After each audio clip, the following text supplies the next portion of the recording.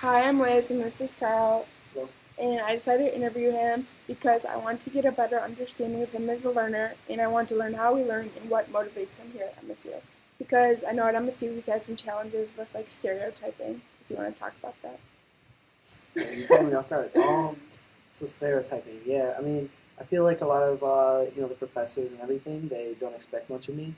Um, and I feel like that's everywhere. Like a lot of people, they don't expect much from people of color. But I use that as like a motivational factor. Like I want to do better because they don't expect much of me. So in T150, we are learning about metacognition. And metacognition is a higher order of thinking that involves active control over the cognitive processes engaged in learning. So, what do you think was your hardest class at MSU? My hardest class would be chemistry 141. So, how did you use metacognition when learning? Such as planning how to approach the task, monitoring how you're doing, and evaluating progress of finishing the task. So for planning to do well in it, I just talked to my TA a lot. I went to a lot of office hours, did, studying, with him before the exams. I found that really helpful. And for monitoring, it's mandatory for our scholarship that at the end of every week of the first semester we had to submit we had to get like our grades signed or whatever. So that helped me track my progress and also motivated me to do well because it's like everyone's gonna see your grade. You want to do well. I know, last semester when we had the progress reports, I knew what my grade was, and this semester it's a lot harder because usually professors don't tell you your grade, and I don't like it. Yeah. But what made the class so hard for you? What made it challenging? I didn't really have much of a background in chemistry. Never really had any chemistry. I mean, I had one class in high school, early in high school, so I didn't go into the class with as much background as a lot of students did. So how did you go about addressing the challenges? What strategies did you use to do well? Once again, like I said, my TA was really helpful. Emilio was the bomb. I went to his office hours and we studied the review sheets before the exam. Like the second I got the review sheet, I would go in and study with him up until the exam. Just so I knew what type of material would be on the exam. And, just touched on all the finer points.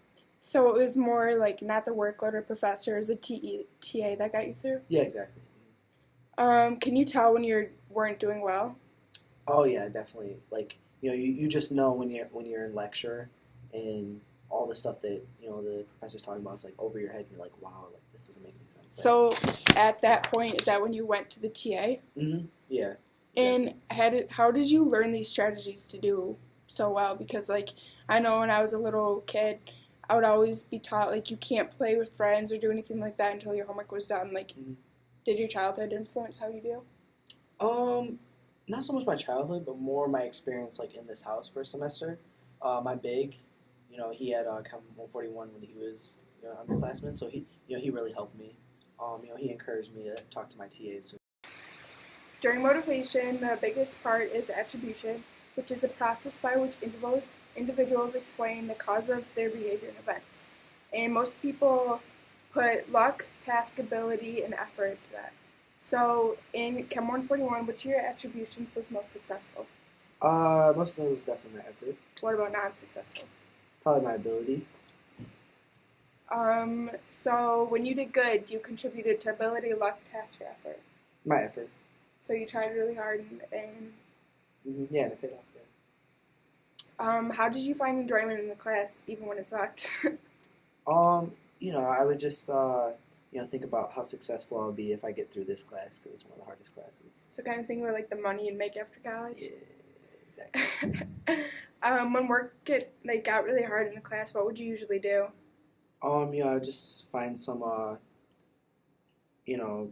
I'd find a way to study more and get more focused and just draw myself more back into it.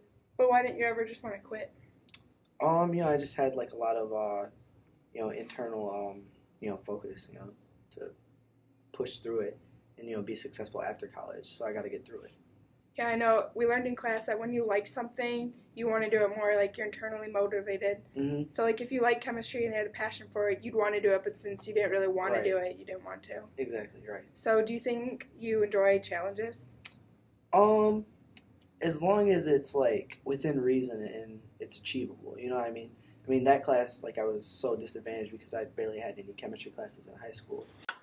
I was very unsure about doing this project since I never did an interview before, and during the interview, I felt very awkward because I didn't know what Carl was going to say. I learned that everyone has different motives and strategies for learning, like I learn internally and after studying quiet areas, while Carl learns by others helping him and preparing ahead. For his motivation, he played most of his success to effort, not ability, meaning he relied on himself, never luck. He used external attributions like his TA to help him motivate himself internally. For learning, he was actively controlling how he learned in Chem 141. He planned by studying reviews weeks ahead. He monitored his progress reports, and he evaluated how well he was doing in the class by knowing when he had to see his TA.